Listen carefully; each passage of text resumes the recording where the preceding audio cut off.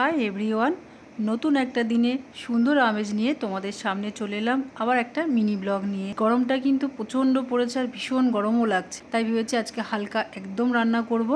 তো সকালের ব্রেকফাস্টে ছিল আমার সব সেদ্ধ দিয়ে, পেঁপে সেদ্ধ, ভেন্ডি সেদ্ধ দিয়ে ভাত নিয়েছিলাম। আমি আর মেয়েদেরকে খাইয়ে দিয়েছি, একসাথে নিয়েছি, আলাদা করে আর কিছুই নিইনি, কেন গরমে না বেশি খেতে একদমই ইচ্ছে করছে না। তারপর ভেবেছি আজকে আমি পটল পোস্ত করব। পটল পোস্ত খেতে আমার মেয়েরা ভীষণ পছন্দ করে, আর পাতলা করে জ্যান্ত মাছের ঝোল বানাবো। তো পটল পোস্ত করতে পোস্ত বেটে নিয়েছি সুন্দর করে, একদম শিলনোড়াতে বেটেছি, বেশ মিহি হয় শিলনোড়াতে পোস্তটা বাটলে পরে। তো ওদিকে রান্নাবান্না কমপ্লিট করে এদিকে বিছনাটা একটু পরিষ্কার করে নিয়েছি। তারপরে সন্ধ্যেবেলাতে আমি সোনুকে নিয়ে নাচের ক্লাসে গেছিলাম, আজকে সোনু নাচের ক্লাস ছিল। তারপর ফেরার সময় সোনু আর আমি একটু মঞ্জনিসে গিয়েছিলাম। সোনু বললো মা একটু পেস্ট্রি খাবো আর একটু আইসক্রিম কিনবো।